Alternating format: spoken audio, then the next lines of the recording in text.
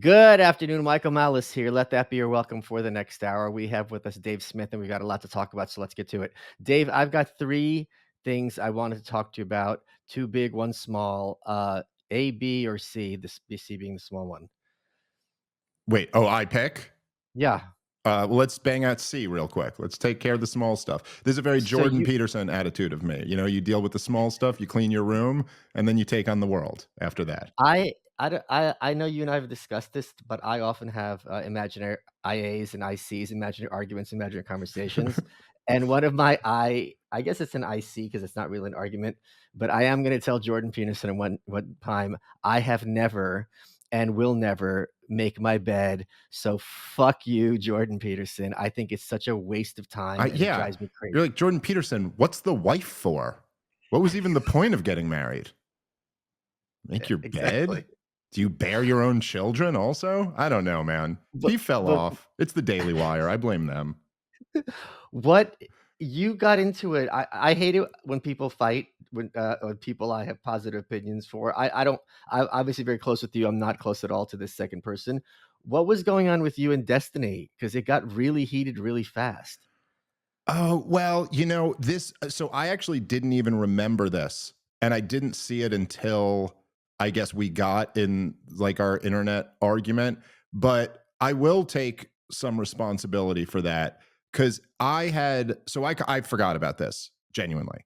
But I do like live part of the problem episodes at comedy clubs sometimes. So like when I'm doing a weekend of shows, sometimes they'll add like a live part of the problem, and it's a very different vibe than my typical podcast. We're at a comedy club in front of a live crowd having drinks, you know, and then I take questions from the audience. And so this was at Zany's in Chicago, and I was like a couple Wait. whiskeys in, and someone just asked me about Destiny, and I was just trashing them. And Oh, I trashed him in a way that I typically am not known for doing. You know what I mean? But I was being honest. I was kind of just giving my honest feelings about the guys. But I think he took that but what were you personally. saying though? Broadly speaking, maybe not in a drunk way, in a sober, Well, toned down way. they asked me, I forget exactly what the question was, but I think they asked the question about the debate that he was a part of Yeah, with Benny Morris and those guys. Finkelstein. And I was just like, oh, it was ridiculous that he was there. Like it Okay, was yeah. ridiculous. Like these are like world renowned experts who have spent 30 years, you know, like researching this topic. And he's just a guy who just got interested in this, who's like a Right. streamer. Like this is insane. And by the way, I wasn't, maybe I didn't make it clear, but I wasn't like putting myself above that level. I had an organization reached out to me about debating Benny Morris. And I was like, no, that's ridiculous. That's just like absurd. I've read a lot of books about the Israel Palestine conflict, but he's written a lot of books. Like I've read his books. Like if But do you know someone's what's even funnier? It's even funnier because this is what we're gonna get to after this. It's that like Benny Morris, are you joking? Now Chris Cuomo, oh yeah, let's do this. Yeah. Well, yeah, but that's true But because you're right. Chris Cuomo is just somebody who talks about this stuff for a living, and I'm You're right. someone who talks. That would Yeah. someone said to me just the other night, when I saw them at a Legion of Skank show, and they said this in jest, but they were like, dude, you got Chris Cuomo. Next, you got to debate Fauci." And I was like, well, I couldn't debate Fauci because he'll start talking about scientific stuff that's like so far beyond my knowledge that no, you'd have to have like a good epidemiologist debate Fauci. You know Yeah, what I mean? It yeah, can't be. yeah. But if it's Chris Cuomo or Laura Loomer or something like that, then yeah, sure, I'll debate Right. them. Yeah. But and by the way, that's not even to say maybe I could win a debate against Benny Morris or against Fauci. Like there's points that I have that I'm pretty strong on that I don't think they have good counters to, but it's still just ridiculous for me to be there. So I started kind of talking about that, and then I do that. But again, this is at a comedy club. So I did make a couple shots about like the whole thing with like him being a cuck or his wife leaving him for the dude she was fucking him with. So listen, he's right in a sense. I was out of line to be doing that. I was being funny in front of my crowd. Sometimes in those shows, I don't exactly think about the fact that this is getting put out onto the Yeah, internet. yeah. So I can understand from his perspective where that rubbed him the wrong way. So fair shot at him.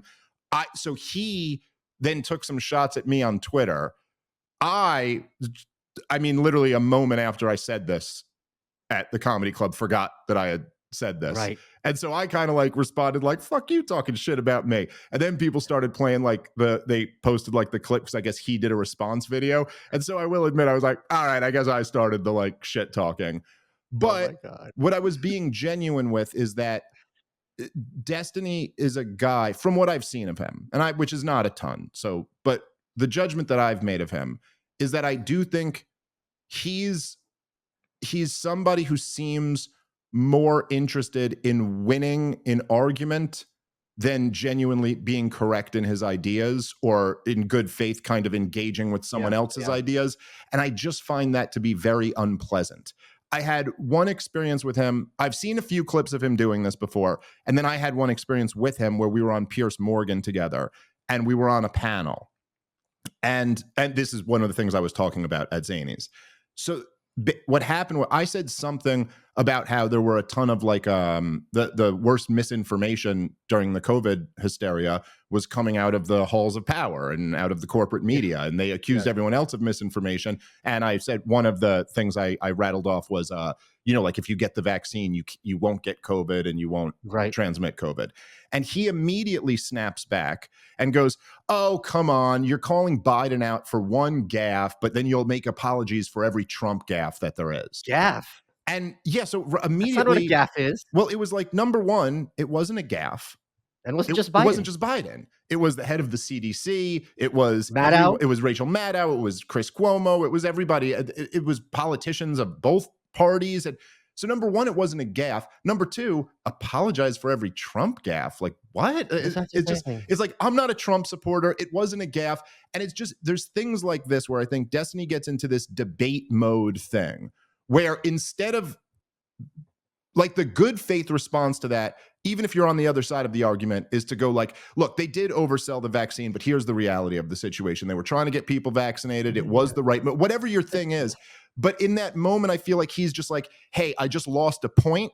How do I win a point back? I mean, I think this is one of the reasons why I've done a couple of these on your show. And every time, like I did it with you, we did one with Curtis Yarvin, one with Will Chamberlain, and one with Constantine. Constant about Ukraine. Kissing, So, yeah. and every single time you always open it by going, this isn't a debate, it's a conversation. And I think the reason you do that is because you're trying to break both of us out of that mode. Like out of this mode of like, let's not treat this like a tennis match where we're just each trying to score a point. Let's actually kind of engage with people's ideas. And even when I'm in structured debates, I always try to approach them like that. I try to listen to what the person's saying, and I'll grant if they make a good point. I feel like he doesn't do that, and I find that to be very unpleasant to deal with. I haven't had that much experience with him, so I can't speak on that. The one point I will make specifically about the vaccine thing is it was so dishonest what they said with that vaccine that they literally had to change the definition of vaccine. Yeah. Yeah. So before this went down, I am vaccinated against measles. You are not. If you have measles, I can't get measles. I'm vaccinated. So I don't care what your status is. Even if you have it, I'm not getting it. Or smallpox or any of these other mumps, these other diseases. They call it a COVID vaccine because a vaccine means, until 5 minutes ago, if one person has it, they can't get it or spread it. And then all of a sudden, that's not what happens. Like, oh, by vaccine, we mean like it's just good for your immune system. Dude, and it's like that's not what the term means. And there You was lied. so much like that. That's absolutely right. And then there was so much of this weird because okay, so for say like the MMR vaccine, right? And just for the sake of argument, because I'm no expert in this, but I'm assuming for the sake of argument, the MMR vaccine is perfect and works well and all of that. Now you do sound like a Trump supporter. Well, it was perfect.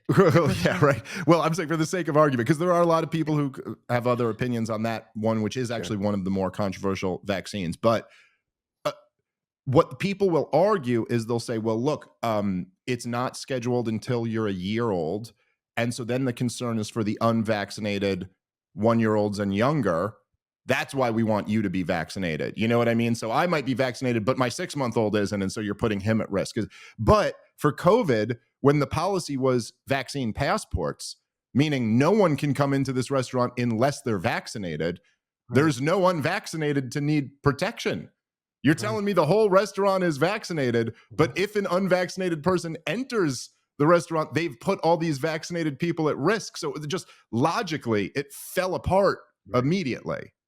And they were more interested at a certain point for you to have the passport than you to have a negative test. A negative test wasn't good enough, and it's like a negative test is more of an indicator that I don't have it than a vaccine, which by your own admission loses efficacy after 6 months, right? So if I got a shot 9 months ago, I've got, according to their logic, no protection.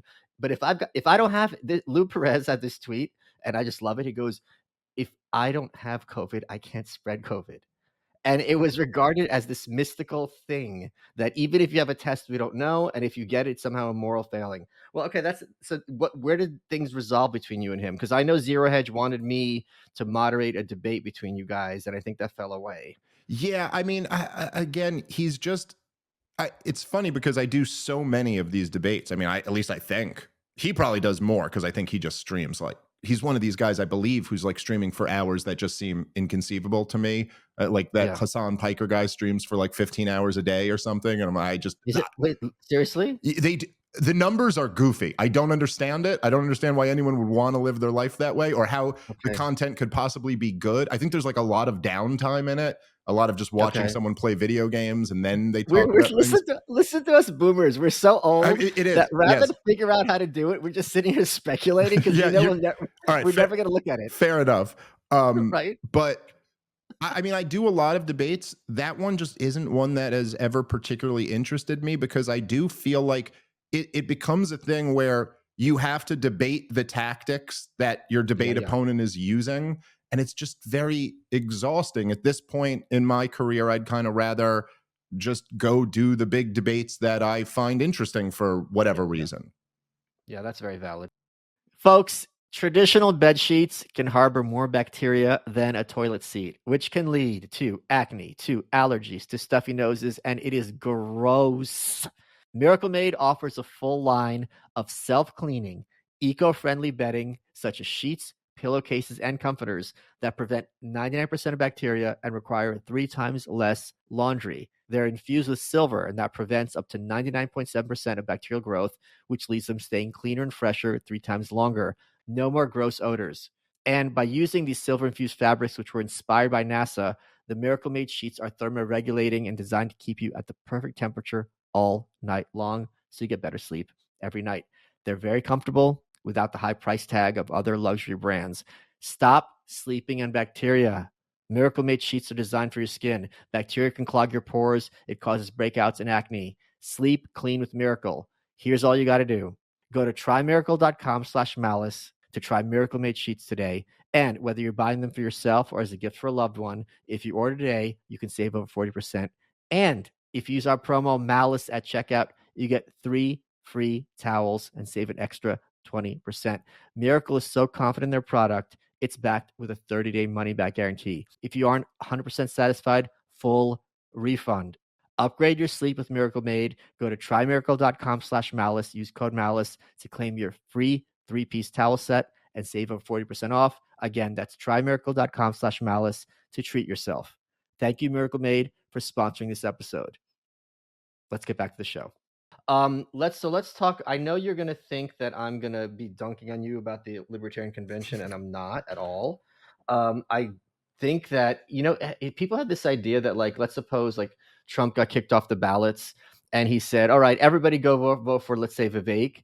That you could just transfer that, and it would just be like 1-to-1. That's not the case, and it's Hmm. not the case that a Vivek campaign would be identical to a second Trump campaign. So when you dropped out for, I think, extremely valid reasons for the presidential race, because you realized, and it's funny how people are giving you pushback. It's like it's people's lives are destroyed and they go for their families. It's just like a given, and I do it. So I mean, I'm one to talk. So like, it makes perfect sense. Like, why am I fucking up a good thing when I know I can't? We could have made a lot of noise, but like, the more noise we made, the more dangerous it would have been for you and your family and everything like that. So you can't just be like, all right, plan B is Rectenwald, everyone go for Rectenwald. And it's going to be like, he's not you. He doesn't have, there's no disrespect to him. He doesn't have the media training. He doesn't have the Rolodex. It's not as exciting as, like, this comedian you guys seen in all these places doing it. So it makes it's not surprising to me that it wasn't like, okay, everyone just go to him and everything's like, okay, great, this. So I think it seemed like you were being really hard on yourself, but let me give you the other perspective, because we always talk about Thomas Sowell's, like, as opposed to what, like, in a parallel universe, let's suppose Rectenwald gets the nomination, he goes nowhere because the Libertarian, he's not you. He doesn't have the clout or whatever, the platform. And then it becomes, look, this shows that the Mises Caucus are a joke. No one likes their views. They're a disaster. We have to return. You know what I mean? So they would have been, the same people would have been crowing what a failure the Mises Caucus ideas were if he was the nominee. And now instead, I thought I was going to have to. I told this to Angela, hold my fire a bit for Rectenwald if he was the nominee. But now, holy crap! I mean, talk about a gift. I, This is off to the races with this guy. So please, I'd love to hear your No, thoughts. listen, I know exactly what you mean. That there is, look, the silver lining of Chase being the nominee is that I get to return, and I think this is what you were getting at. I get to return to a place that I'm much more comfortable in, which is just telling the truth as I see it, and having no kind of like sense of obligation to bite my tongue on this or something. It becomes difficult when there's personal relationships involved, when you feel a Yeah, sense of loyalty towards somebody, and I prefer not to be in that situation. And also the silver lining is that, look, now this is the woke libertarians mess to own. And so, and by the way, look, if the Chase Oliver campaign is an enormous success by whatever metric they define that as, which typically in the past has been votes. That's what their argument always has been, that Gary yeah, Johnson was the most successful, Libertarian Party candidate ever. Why? Because he got more votes, which I've always rejected. I don't see any reason why more votes is a bigger win, why that's self-evident when you still didn't win. It's right. then it's like, well, what tangibly did you actually get out of this? And if the entire party is taken over by who you consider to be your enemies a couple years after Gary Johnson, then evidently his campaign wasn't that big of a success. But if Chase's is, then okay, then we'd have to say, well, look, I guess running in this way does gain you more success.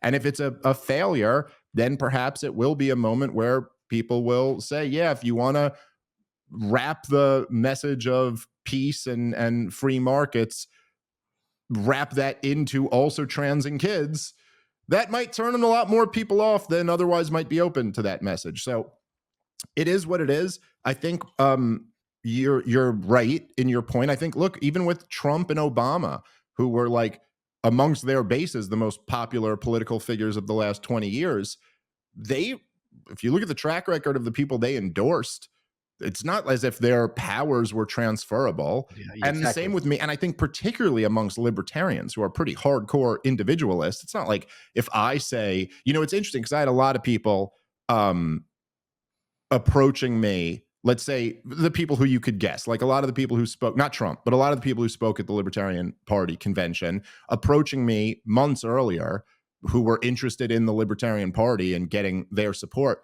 And a lot of them almost approached me like, if I endorsed them, then what? I would send all the libertarians to vote for them. And I had to explain to all of them that it's like, yeah, it doesn't really work like that Yeah, with yeah, libertarians. If I pointed to some statist and said, everyone, we got to go support this guy, it's not like the army of libertarians would go, well, Dave says so, so we got to do this now. They'd all go, Dave's a statist now, uh, it is what it is. I it's definitely a decision that it's one of those that I'll have to live with and always kind of have a little bit of like, we kind of could have done this and maybe done something. But you also in life, you got to make your decisions and then move forward. And so I made it. This is the way it worked out, and we'll see what happens from here. I'll ask you what I asked Angela last week. Was this just part of a long-term plot on your behalf to subvert the Libertarian Party, in those words? There is a tremendous irony Tremendous. in the fact, tremendous irony, um in the fact that the people who were always accusing us of subverting the Libertarian Party in order to help Trump, their guy winning is the best gift to Donald Trump. There's something just I really funny about that. I said that this convention was a 4D chess move to get libertarians to vote for Trump because they made it really, really easy. Here's the other thing, like, I would there's no from this kind of left libertarian, I mean culturally left, there's no or there I would think that they'd have some bigger heavy hitters than this guy I've never heard of who's just a kid, who didn't have the sense to scrub his Facebook so that I could go back and make a montage of all the costumes he wore. And as someone who wears costumes on different shows, let me assure you, you never have pictures of me in blackface like they have of him. Which is when I found that, I'm just like, thank you, comedy gods. It was so great. Well, it didn't take long for a lot of those to come up. I think look, the it's not that we don't have a deep bench, because there are a lot of talented people in our world. I think the thing is that none of them want to do this. Right, None of them want to run. And right. there's a bunch of people who I could think would be just really great. I mean, like, I think Jeff Dice would be an incredible presidential candidate, but he's not going to do that, No, and like and Tom would be amazing, but he's not interested. And who could blame no, him? Tom, right. what does he have? 17 kids or something? He's got a lot of them, and he's like, 17 girls. Let's all girls. make sure remind him he's never had an heir. They're all But girls. what am I going to go tell this guy who's like wildly successful, who I love, who is happier than I've seen him in years, has is like just totally in love with his wife, has 5 great girls. I'm going to tell him, no, no, no, you put that all on hold and you go do some thankless job where everyone's going to be trying to destroy your life for the next No, year. you Like, you tell him you're an embarrassment and show's a joke, and the greatest thing that's ever happened to you is being friends with me. Like I tell him that's every okay. night Yeah, I before I tell go him, to bed. listen, I see a path to you becoming a slightly failed podcaster. And here's the path. And it involves running for president, man. And so that's just what I gotta that's what I got. But so the Chase Wait, thing I have is. to say one point very quickly Mhm. about Tom. One of the not great, but like one of the big accomplishments is when I first became friends with Tom, he was much more just for people who who are fans of his and were interested. He was much more studious and earnest.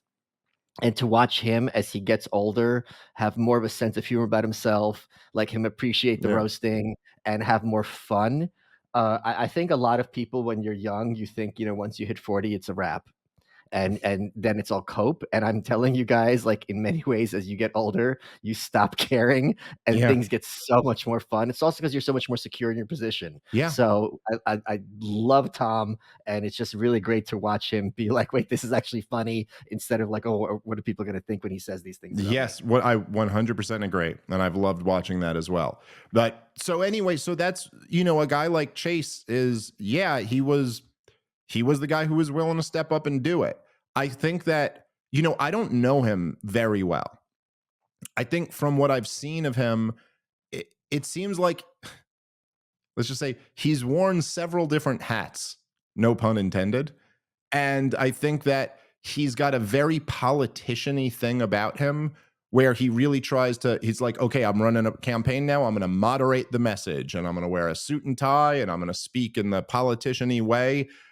I don't expect to see him posting a lot of stuff like that now that he's running for president, Sure. because he knows. I'll do He I'll do it knows for how. him. I've got a much bigger audience. Yes, no, and look, that's fair game. Like, Yeah. this is stuff he put out there. That's part of your record. And he could come out and say, "Look, I kind of got this wrong, and here's where I am on the issue now." But he doesn't want to say that. He doesn't want to admit he was wrong about a lot of this stuff, because that itself, it's tough to admit you're wrong when you were not only wrong, but you were calling everyone else a bigot for not agreeing with you. Yeah. And but at the same time, you're not going to hear him leading with any of those issues, because he knows how wildly unpopular and how indefensible a lot of his positions are. Like, I was watching Liz Wolfe grilling him about trans and kids. I mean, it was like his whole argument just fell apart just with some like very obvious follow Yeah. up questions, like some just very odd, like, okay, why should kids be allowed to do this, and why, and he's like, well, the government should stay out, and he's like, so how about surgery for an 8-year-old? And he's like, no, no, no, surgery, you have to be 18 and older. And she's like, why shouldn't the government stay out?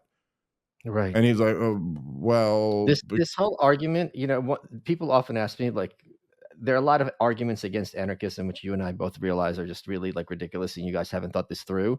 For me, by far, I have no, and like we were talking earlier about debate versus discussion. Like if there's a weakness in your argument, like I have no problem admitting it because this is the thing. By far for me the biggest issue is what happens to the kids, because if you don't have something, but the thing is, as opposed to what, there's no system on earth where our kids are really all protected and safe. And as everyone knows, like by far the biggest concern for kids is within the family abuse, especially the worst kinds of abuse coming within the family. So you have this whole argument about, well, health decisions should be between parents and their children and a doctor. It's just like you're opening the door to really dark things, and you really need to think this through. And I don't think they do. I think they always think that parents are going to care for their kids and love them. And I think that is true, overwhelmingly the case. Those aren't the ones I'm worried about. I'm worried about those fringe cases. And if your answer is just like, well, it's very few, well, it's still way too many for me.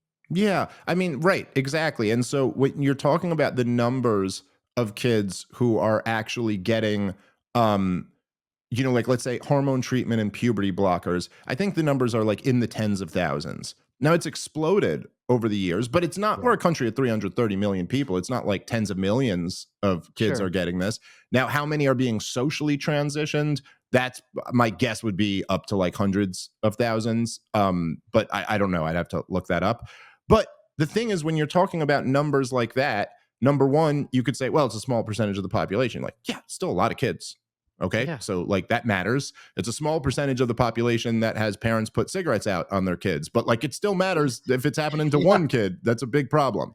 And the issue when you say, when you're dealing with these numbers, when you go, well, parents love their kids and they're making the decisions that's best for their kids, it's like, yeah, that's a nice thing to say. It's just not Yeah. true. And that's not Yeah. true that 100% of parents are like that. There's, Munchausen by proxy type parents who are actually trying to keep their kids sick. There's very damaged, abusive parents.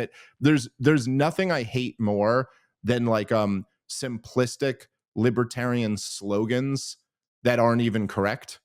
Like I don't mind like taxation is theft or something. It's not something I'm going to say all the time because it's a simple slogan, but I don't mind it because it's correct. But I hate like good ideas don't require force. And like you're right, right? What? As I hate. We don't believe in voting for the lesser of two evils, and I, I've heard one that I've heard people say before is nobody wants to be on welfare. Like everybody would rather have the dignity of work than be like, When I was on unemployment, I milked that shit as yeah, it's long as like I could. I've met so many people in my life who were thrilled to be on welfare. People go out of their way to game the system to get more welfare. People have kids to get welfare. Like, sorry, this doesn't make you feel warm and fuzzy inside, but this is the reality. And there are abusive parents out there. And also, medical systems can become very corrupted, as we've seen in the last few years. And so, no, it's not so simple to just say, the question is it between the government and kids, or is it between the doctor and parents and kids? The baseline question for libertarians should be, is it aggression? Is it child abuse? And And here's if the it other thing. is, whoever can stop it should. Folks, homes.com knows that when it comes to home shopping, it's never just about the house or condo. It's about the home. And what makes a home is more than just the house or property. It's the location and the neighborhood. If you have kids, it's also schools, nearby parks, transportation options. That's why homes.com goes above and beyond to bring home shoppers the in-depth information they need to find the right home. And when I say in-depth, I'm talking deep. Each listing features comprehensive information about the neighborhood, complete with a video guide. They also have details about local schools with test scores, state rankings, and student to teacher ratio. They even have an agent directory with the sales history of each agent. So, when it comes to finding a home, not just a house, this is everything you need to know all in one place. Homes.com, we've done your homework. Folks, lots of you have bad habits. You're out with friends and you're reaching for their bad habits and you feel that urge to not be left out. Well, what if I told you there's a better alternative that helps you kick your bad habit in an enjoyable way, something that you can take out with you? And that's Fume. It's an award-winning flavored air device. It's not like vaping. If vapor was compared to sticky soda, Fume cores are closer to herbal teas. And they've got lots of delicious flavors to choose from: crisp mint, orange vanilla. With flavored air, you can satisfy your oral fixation through a passive diffusion system that utilizes no electronics, vapor, or combustion. It draws flavor to your mouth and it fills the void ditching a bad habit can leave. You still have something to reach for, something to play with your hands. No batteries, no vapor, no nicotine, and it looks awesome. And it's made to fidget with, so you can calm anxiety with those magnets, snaps, and clicks. It's backed by doctors in the US, and Fume continuously invests in third-party studies to ensure the safety of their products. Fume has served over 300,000 customers, and they've been a supporter of the show for years, and I love their product. You can be the next success story, which would be a first, something successful for my listeners to succeed at something. For a limited time, use code MALICE to get a free gift with your journey pack. Head to tryfume.com, that's TRYFUM.com, use code MALICE, or scan that QR code on screen to get a free gift with your order today. That's tryfume.com/malice. Thank you, Fume, for supporting the show. Let's get back to it. Until 5 minutes ago, all these lefties understood perfectly well that kids are over medicated. Adderall, antidepressants, like the numbers are through the roof, and they're like, okay, this is big pharma. And now all of a sudden, big pharma are like, all these doctors are heroic, all of them. Yeah. Especially when there's laws. Like if you're not I don't know about it's medical doctors, if you're a shrink in California and there's a kid who has issues with their gender, and if you try to be like, hey, let's work with this for a couple months, maybe you're a tomboy, maybe you're fluid, or maybe you're a sissy, whatever, like calm down.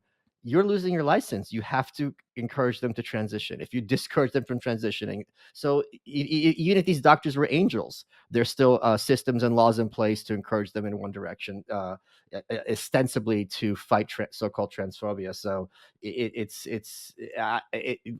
even Liz Wolfe is like, dude, like let's think this through. Yeah.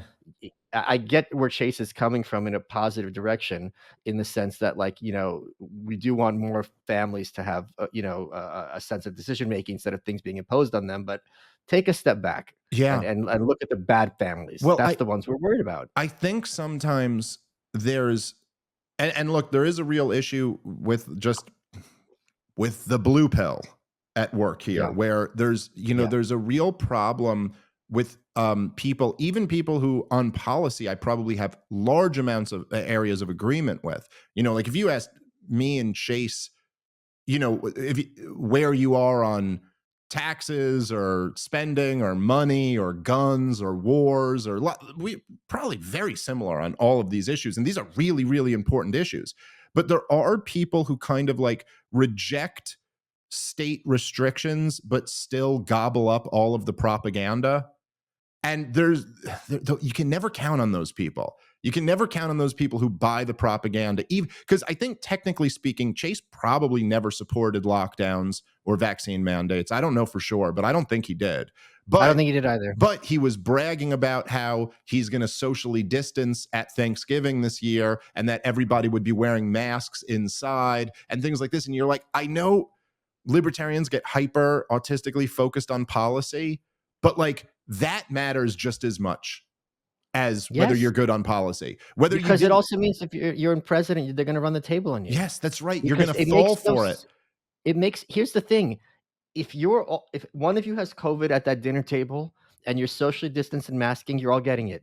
Yeah. You're all in proximity for hours in the same room, breathing the same air. If one person has it and it's this contagious, you're all getting it. Yeah. So it doesn't make sense, even if what they're saying is true. But and also just not recognizing that like there's a hysteria going on here. Yeah. None of this makes sense. It's like it's like this was the big fight between the Mises Caucus libertarians and these woke types over removing the language that said we condemn bigotry, because it's like, look, this probably made sense at one time when the Libertarian Party was started. It was the early 70s. It was less than 10 years after the Civil Rights Act was passed, and so at the time it made sense for them to be like, listen, we are not for forcing businesses to forced association with anybody. But we do want to make clear we're not endorsing putting a whites only sign on your business. We're not the George Wallace Party. Yes, we're saying it is your legal right, but you're still a piece of shit if you do it. It made sense. But cut to 2022, when you're just sitting there and saying we condemn bigotry, you're like, hey, do you guys not notice that there's a mass hysteria going on right now where progressives call anyone who wins an argument with them a bigot? So we don't want to be a part of that.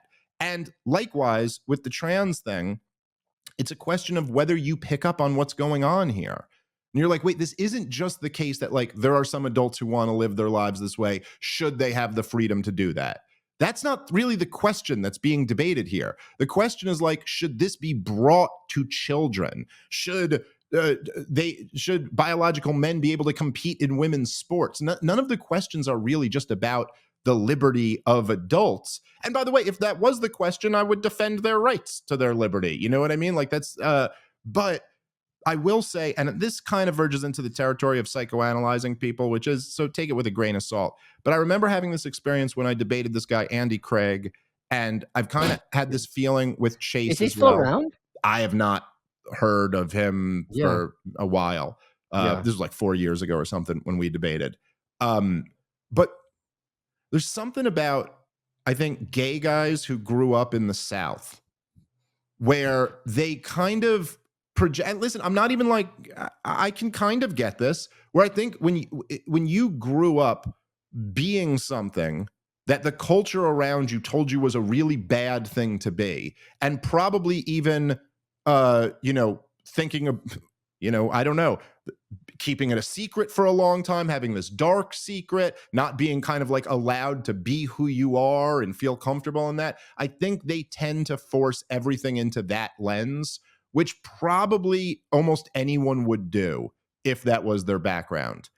But my thing is Well, that this next thing isn't just an extension of, don't you feel like we shouldn't be dicks to gay people? It's right, not just right. an extension of that. It's a totally different thing when you're talking about introducing the ideas to little kids. Like when you're talking even just the social transition stuff, they're doing this with kids who are like 11 and 12. This is Louis J. Gomez's son is 11 or 12. I can't remember. He's right around that age.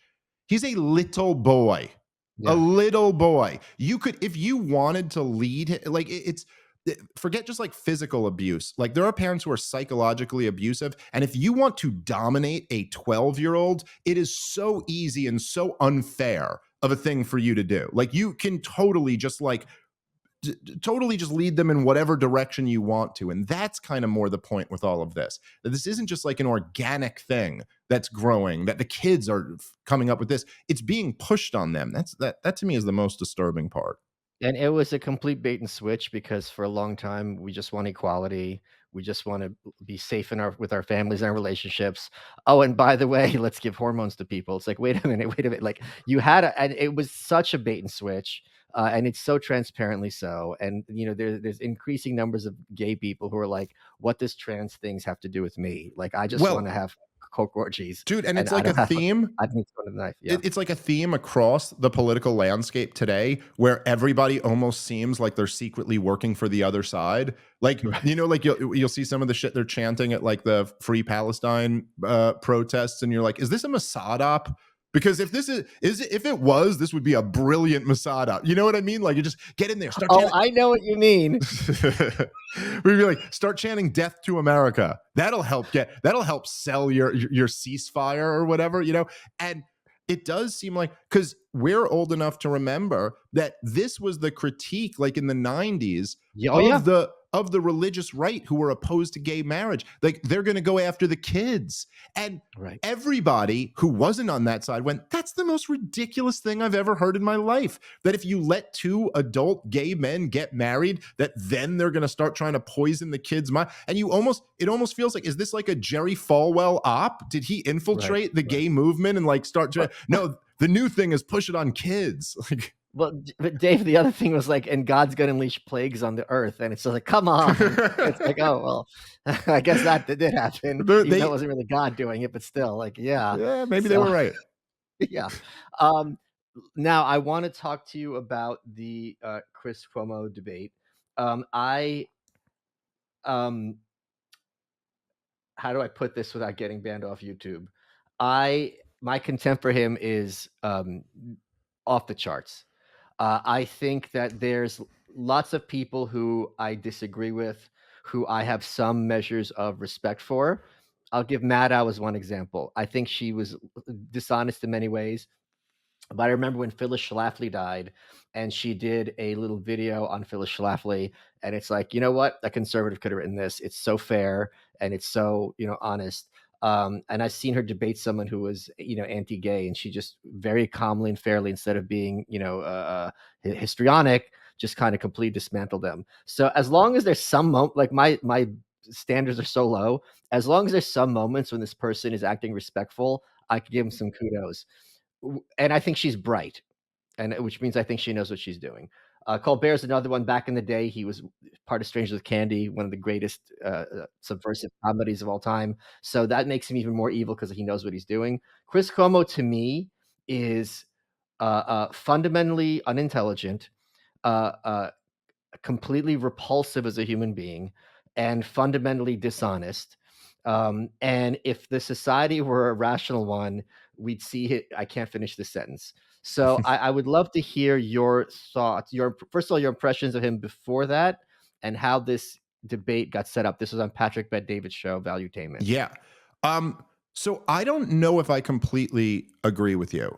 I Okay. think I mean, I agree with a lot of what you said there. I think the fact that Rachel Maddow is smarter makes me have a little bit less Okay. sympathy toward her, because it's like, no, you know what you're doing. Yeah. Yeah. Whereas I don't get that feeling with him quite as much. It was a very listen, I literally, it's just one of these things, which is, it's weird. Me and you both have these kind of wild careers where we're Yeah. in these moments that you're like, how is this really happening? It's kind of surreal. It was just something I willed into existence. I mean, I have a good relationship with Pat, and he was on Pat's show and talking a bunch of stuff, and then I just put out the challenge. And then Pat texted me the next day. Oh, Chris dropped your name. No, he didn't drop my name. He was just on the show talking about how he's on ivermectin now and blah, blah, blah, and coming back around, and kind of like, talking about COVID and all this stuff. And I was like, dude, if you want to go on this like rehabilitation tour, you should have to debate someone who like is going to hold you accountable for what you did. This wasn't just like a guy. I said in the debate, this is like Dick Cheney trying to join the anti-war movement or something. Like, you were the number one show who interviewed the number one lockdown governor every day. And I'm a Cuomo-sexual. That was the yes, term. yes. And so I'll tell you, it was a little bit of a weird thing. So I didn't see him until like a minute or two before the debate. He Okay. didn't come Have into you the met him green room. before? Huh? Have you ever met him before? Yes, but very briefly, and I don't Okay. think he remembers at all. When I was Okay. working for SE Cup show, I met him in Yeah. the Yeah. at the Turner building there, the CNN building. But like very briefly. But so I met him, and he seemed like so tense and somber. Like he had the energy like he was at a funeral. Like Oh, I think he had agreed to do it. This is just my guess, but I think he had agreed to do it. I think he had looked me up after he had agreed to do it, and I think he kind of knew like this is what this was going to be. yeah. Because Um, like, what is this? Some comedian? And then it's like, oh, this isn't. Yeah, he's not funny at all. This guy's actually good debating. yes, exactly right. There is. Oh, this guy's not even trying to be funny. So I think I'll say that is kind of weird. Like this, maybe this seems like it's contradictory, but I don't really think it is. But there was this part of me that felt bad about doing it. I didn't love the process. I didn't love the show. I did love the reaction to it. And I loved that it kind of created this cathartic moment for a lot of us who were Yeah. opposed to this insanity as it was happening, and were like totally gaslit and demonized through the whole thing. And I thought that was important. So I was glad to do that. But it did feel, first off, I was kind of humiliating a guy. That's never exactly the best feeling when you're really, it's one thing to just kind of like dunk on someone on Twitter and you're like, aha, we got people laughing at you. It's another thing to like systematically for 3 hours just humiliate a guy publicly. And there is part of that that I don't, it's a dark force.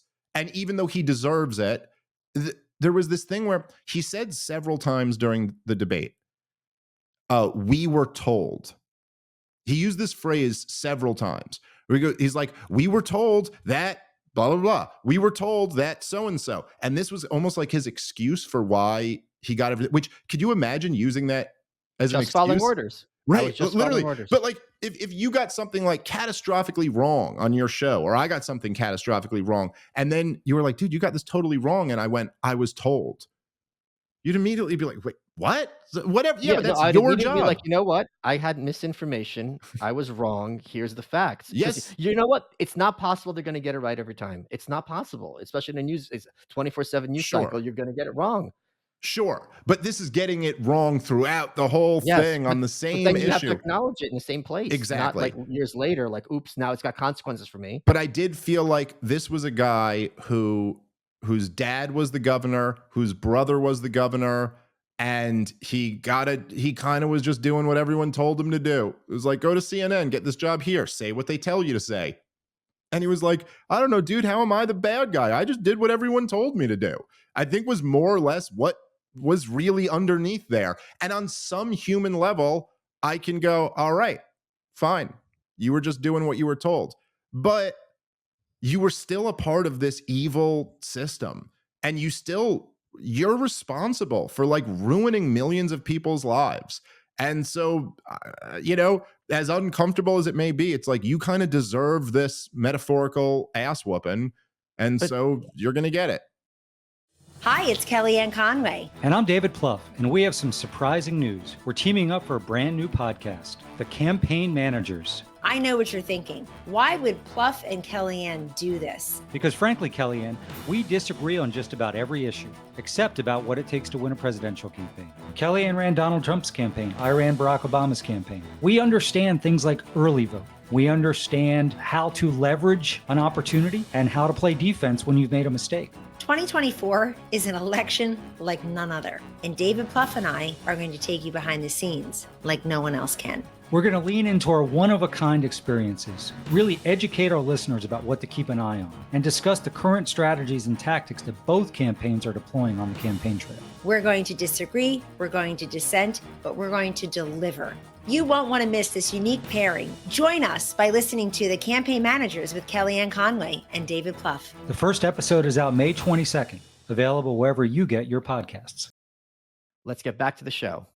The other thing, look, I agree with you in the sense that if you're looking someone in the face and they're not like a monster, it's very hard to keep punching them in the face.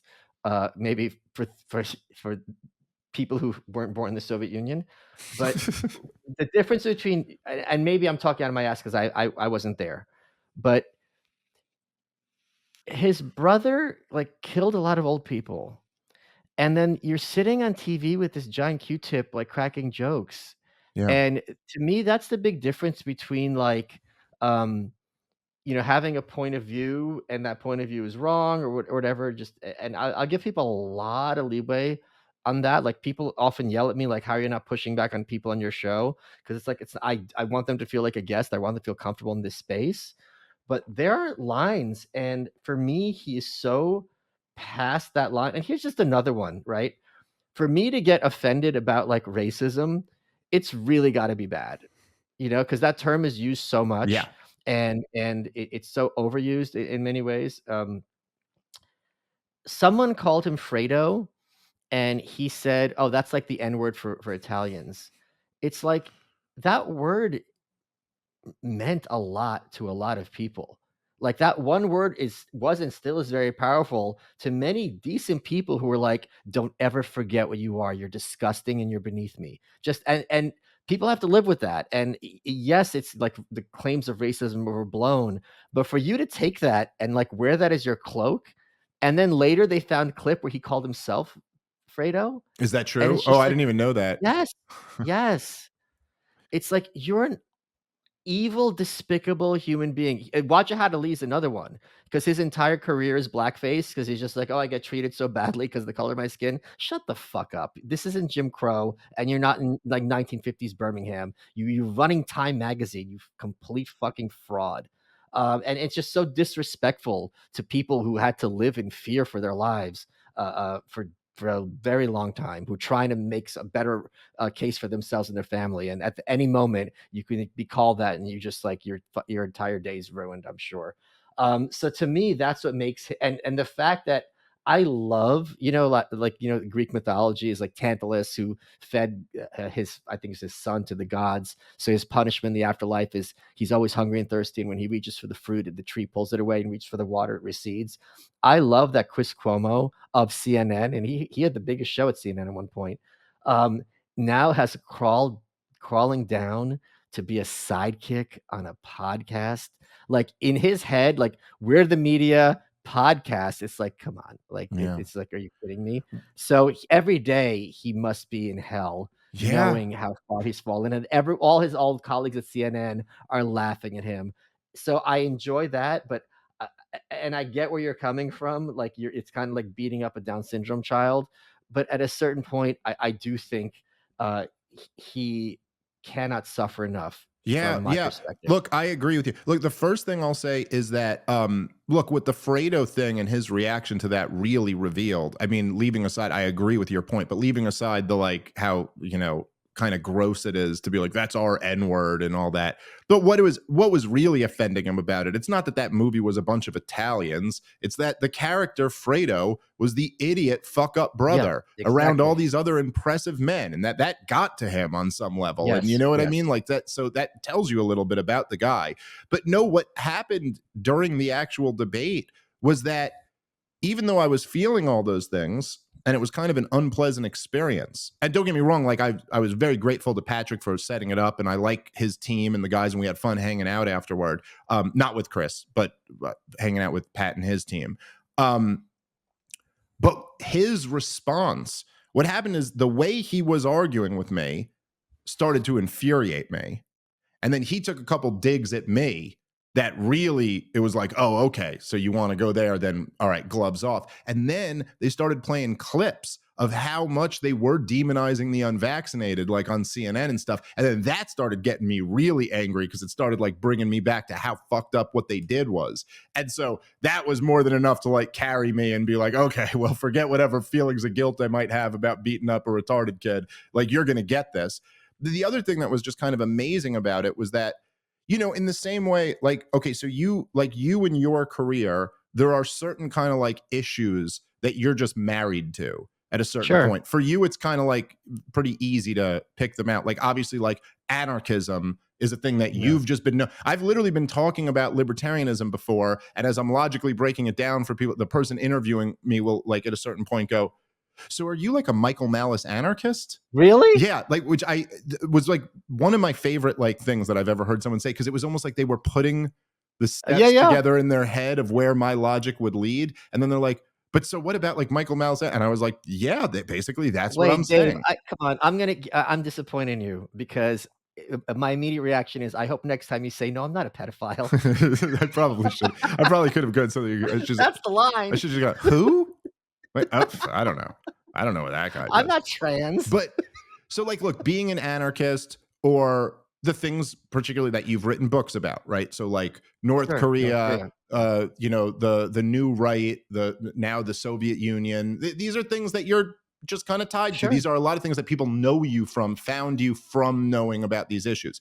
For me, it's really the anti-war and the anti-COVID stuff. That's like really what I'm known for. And like, I was just so relentlessly, obsessively opposing all of the COVID restrictions throughout all the years. And so it's kind of crazy now that I've gotten to a point where it's like, I got a bit of a fan base, and I got a lot of people who listen to me, for me to get a one-on-one with the guy who was the #1 show at CNN while all this stuff was happening. It was just like a crazy moment. Like it's a crazy moment that involved me rising in stature to some degree and him falling in stature to like a tremendous degree, that we would ever even be on the same stage together. And I also thought my favorite thing about it was that I thought there was like a moment, and I had this to some degree when I debated Dennis Prager, but I've never really had a moment like this, where me and you might sit here on our show and just trash the corporate press. And a lot of people who listen to us would go, yeah, their arguments do sound a lot better than the arguments coming out of the corporate press. And so they're kind of like on our side. But there was a cool opportunity that I got that I think not a lot of people have had. A lot of people could have made good on the opportunity. They just haven't had it. but where it's like I kind of got to like look at all of our guys and look at them and go like, see, they have nothing. Like, see how easy this is? You know how my easy quote? What's my quote? victory. Well, I'm going to butcher it a little bit, but the job will be done when everyone in the corporate media No, is no, viewed no. the same way as. No. The enemy class is not composed of impressive people. Yes, that's okay. Sorry, I was thinking of That's the the other one. one. Yeah. But which also would apply to this, by the way, that they should be Yeah, that's looked what I at the meant. same This way is as. a great example Yes. of that. It's like, Well, holy shit, this guy's not impressive. because doesn't it, like, it's not as if you see what I would do in a debate with Chris Cuomo, you kind of immediately know what Michael Malice would do in a debate with Wolf Blitzer, or what, Right. you know what I mean? Like, Yeah. you're like, yeah, line them all up, dude. They will all fold. Like, our Yes. guys. Line them all up. No, for the algorithm, line them all up for debates. Yeah. Against a wall. But we're going to debate them against a wall. Wait, one of my favorite moments on Fox, I said, how are we going to put him up against the wall if there isn't any wall? About Trump building the wall. I'm like, I'm just asking questions. Well, but you just, so I thought that was like a cool thing to be able to go like, like, look, our team will fuck up their whole team. It's not just that we talk shit about them in our corner and they talk shit in their corner. It's like, and there was a cool moment of that to like kind of demonstrate that, it's like if there's a big bully who can't really fight, and then you just go beat the shit out of him, and you're like, see, everybody, he can't really fight. You have nothing to be worried about with this guy. What was his energy after? It was fine. I mean, still kind of somber. I think he was all things considered a good sport about it. I think he kind of knew. I think the vibe I got was that he knew beforehand, but he certainly, if he didn't know beforehand, knew very quickly into it that you're gonna learn today. Yeah. Well, I mean, look, the crowd was on my side. The internet audience was on my side. The cards were stacked in my advantage. He was in your house, though. You weren't on CNN. He was on Pat's show. That's right.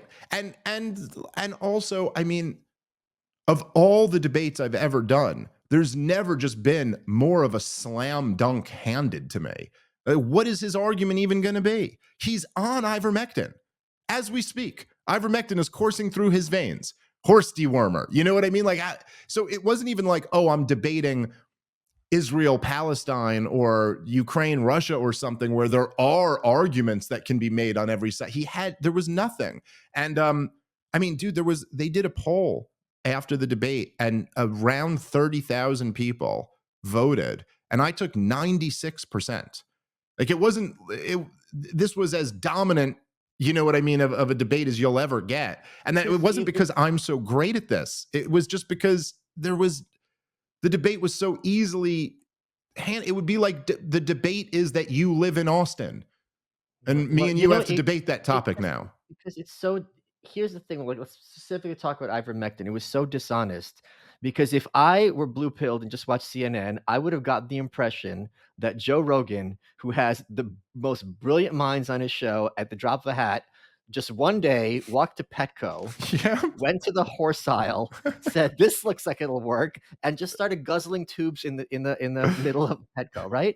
Like, there's so many. I just like the idea of there being a horse aisle at Petco. Hey, I'm a Texan now. Hey, I need something for COVID. Check the horse aisle. These pills are really big.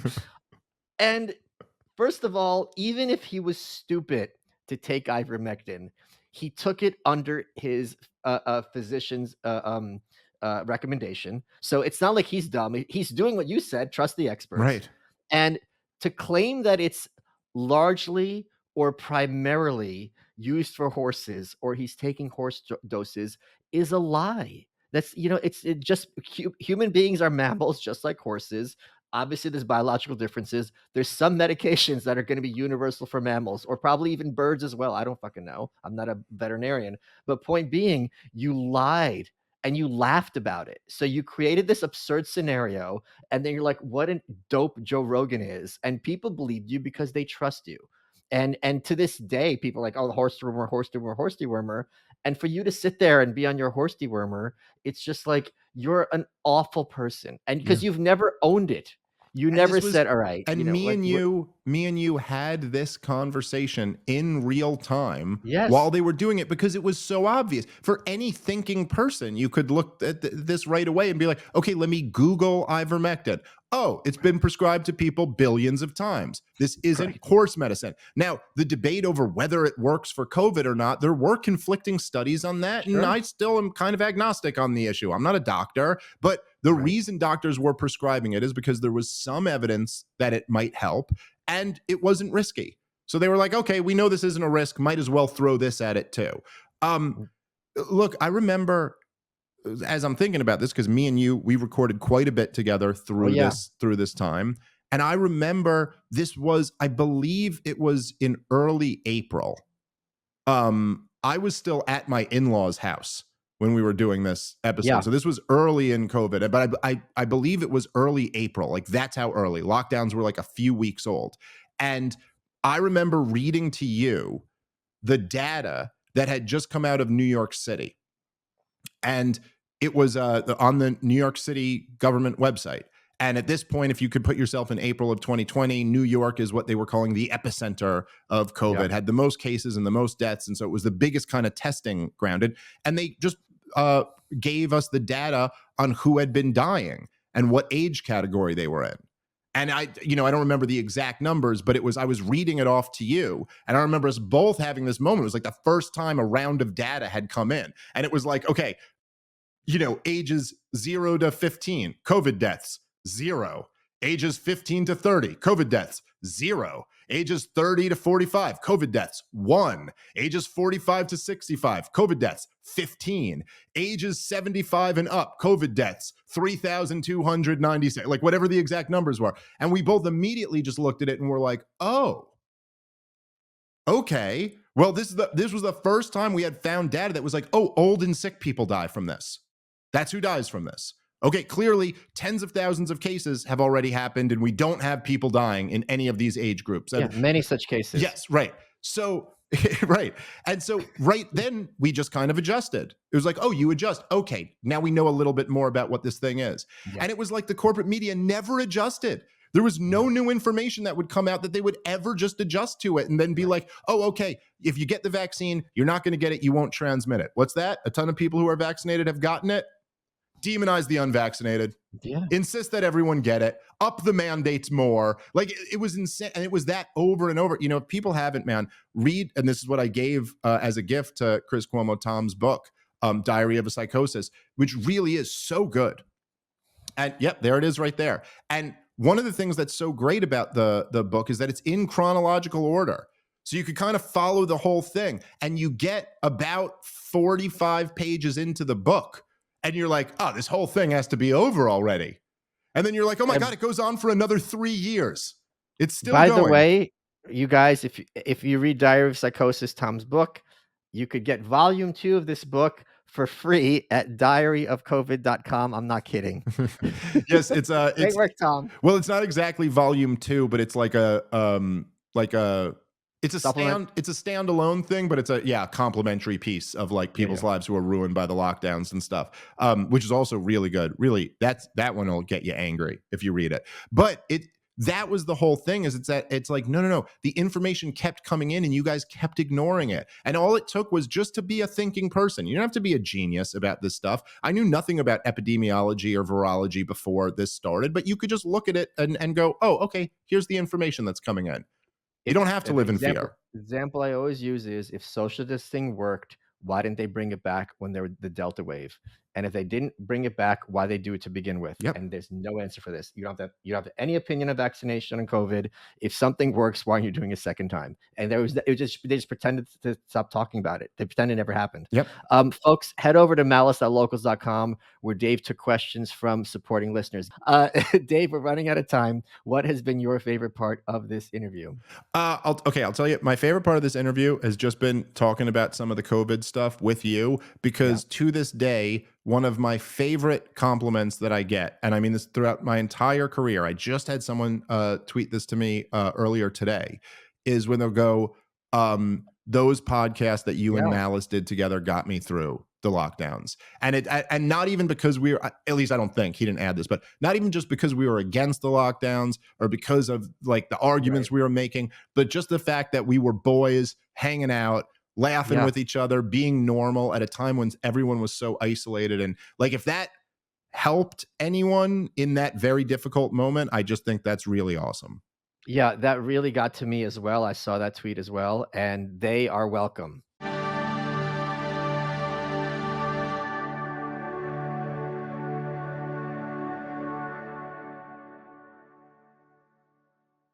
Action fans, this is your summer. With Pluto TV's Summer of Cinema, stream hundreds of your favorite movies all for free. Should you choose to accept non-stop thrills, stream Mission Impossible. Love classic action adventure? Watch Indiana Jones and the Raiders of the Lost Ark. Or if you prefer cars that are robots, there's Transformers and Transformers Dark of the Moon. Download the Pluto TV app to feed your need for action all summer long. For free. Summer of Cinema on Pluto TV. Stream now, pay never.